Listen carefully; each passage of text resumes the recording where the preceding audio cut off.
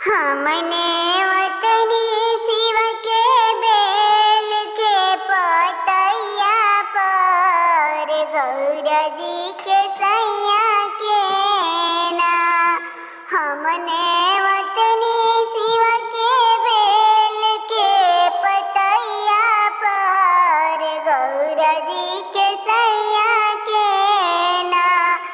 एक और लिखनी राम राम, एक और लिखनी घना श्याम, एक और लिखनी राम राम, एक और लिखनी घना श्याम। बिचवा लिख देनी नाम देवी मैया के बेल के पतैया पे ना। एक और लिखनी नाम गौरा जी के सैया के बेल के पतैया पे ना। हमने वतनी